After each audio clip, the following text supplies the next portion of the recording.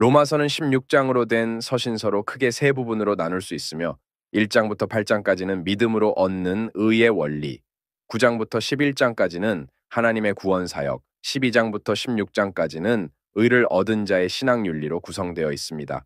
그러면 먼저 첫 번째 부분인 믿음으로 얻는 의의 원리를 주제로 다루는 1장부터 8장까지를 살펴보겠습니다.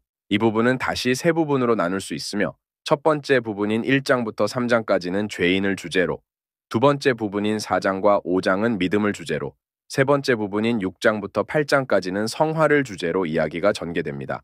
참고로 세 부분의 소주제는 죄인이 믿음으로 성화가 되는 진행 과정을 기억하면 쉽게 세 개의 소주제를 기억할 수 있습니다. 그러면 먼저 믿음으로 얻는 의의 원리 중 죄인을 다루고 있는 1장부터 3장까지를 살펴보겠습니다. 이 부분은 사도 바울이 인간의 어떤 노력이나 행위로는 거룩하신 하나님께로부터 의를 얻을 수 없음을 설명하며 율법이 없어 죄를 알지 못했다고 핑계하던 이방인도 마음에 기록된 하나님의 법 아래서 죄인이며 율법을 가지고 선민의식에 빠져있던 유대인조차도 그 법 아래서 죄인이며 동시에 복음을 전하던 사도들을 비롯한 모든 인류가 하나님의 거룩하신 법 앞에서 죄인들이라고 밝히는 내용으로 구성되어 있습니다.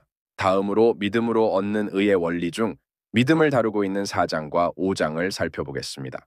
이 부분은 사도 바울이 죄를 범하여 하나님의 진노 아래 있어 절망 가운데 살아가던 모든 인류를 향해 하나님께로부터 의를 얻을 수 있는 오직 유일한 방법은 믿음이라고 제시하고 믿음으로 의롭게 된 아브라함의 예를 통해 칭의의 원리를 설명하며 아브라함이 하나님의 말씀을 믿음으로 하나님께로부터 의를 얻은 것처럼 우리도 하나님의 말씀, 즉 말씀이 육신이 되신 그리스도를 믿음으로 의를 얻어 영생에 이를 수 있다고 강조하는 내용으로 구성되어 있습니다.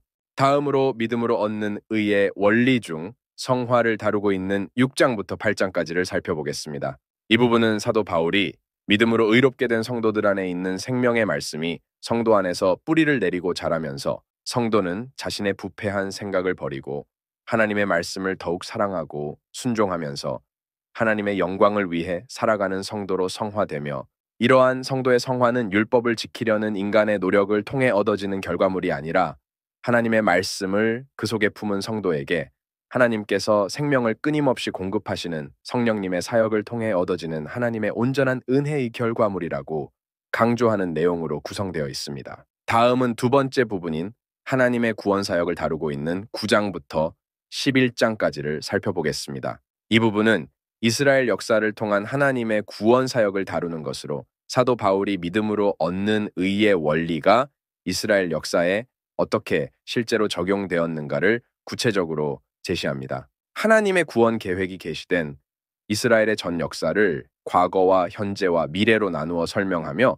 하나님의 구원 역사가 온전히 하나님의 주권적 은혜의 구원 역사라는 것을 설명하는 내용으로 구성되어 있습니다.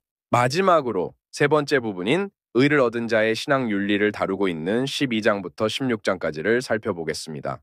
이 부분은 사도 바울이 믿음으로 의를 얻은 성도들에게 성령님의 도우심으로 지켜야 하는 성령의 법인 하나님과 교회와 사회생활에 대한 의무, 세상 권세와 세상 이웃에 대한 의무, 성도 간의 판단과 비판 금지에 대한 의무, 성도 간에 서로 덕을 세우는 것과 화합의 의무들을 제시하고 마지막 문안 인사로 마무리하는 내용으로 구성되어 있습니다.